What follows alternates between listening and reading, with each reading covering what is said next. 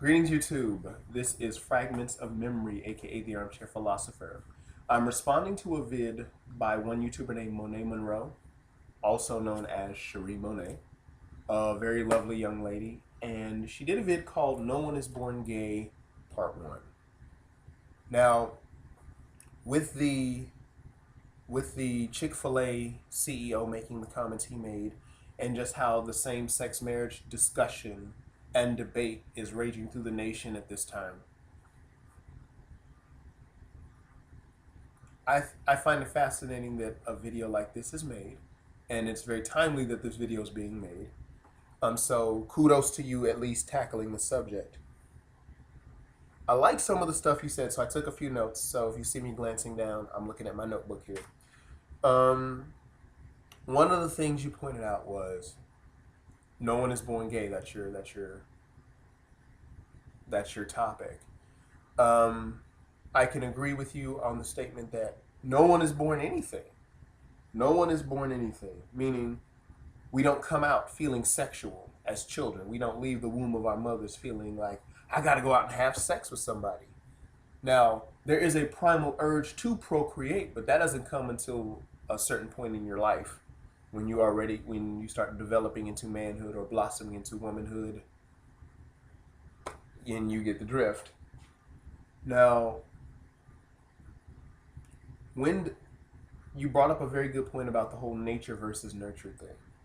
You talked about societal factors such as economics, upbringing, appetites, traumas and experiences, where let's say you did hang out with that one friend that was really cool and you liked him and you really liked him, but maybe people of the opposite sex didn't strike the chord with you or get a rapport with you.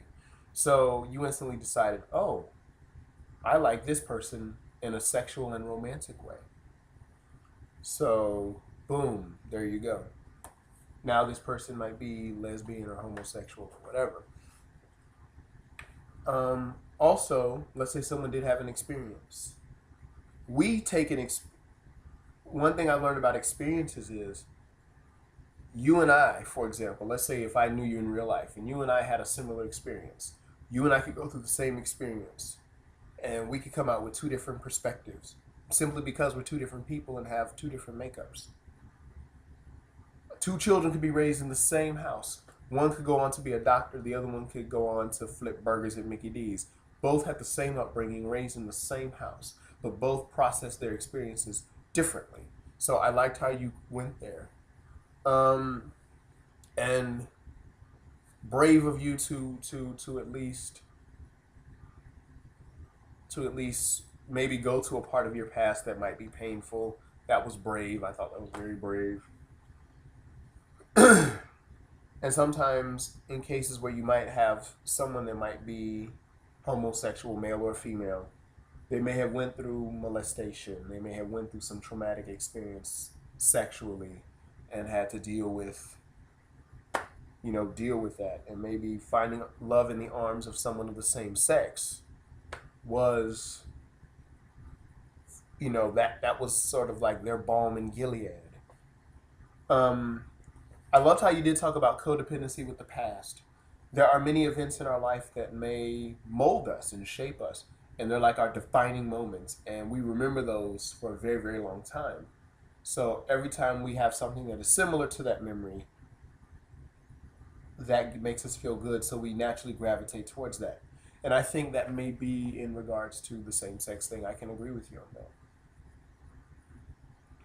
Now, I also want to give you kudos for at least attempting to stay celibate until I guess you find a good relationship.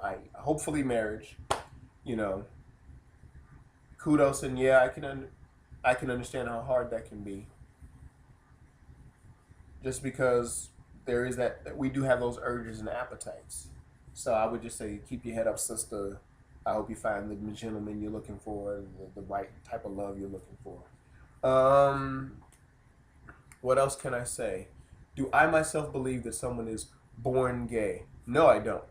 I don't believe someone comes out the womb going, ooh, I like this gender over this gender. No.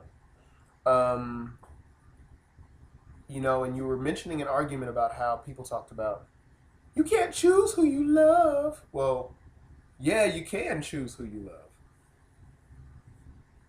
You can choose who you love. You can even choose who you hate. Um, Sometimes we have helpful proddings based on what they do or fail to do, but we can choose not to necessarily succumb to certain impulses. Now, I also feel that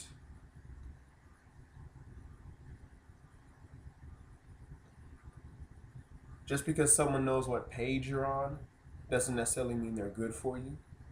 You know, like a guy says, "Oh, the guy knows me, and we know each other because a guy knows what a guy likes," or a woman knows what a woman wants. Well, that might be true in one sense, but in the other sense, that may not necessarily. That doesn't necessarily mean you form a relationship with that person. That's just how I see it. But I'm looking forward to part two. And thank you so very much for at least making the vid, and getting the question out there, the whole nature versus nurture question. I really dug it. So be easy like Sunday morning. Take care.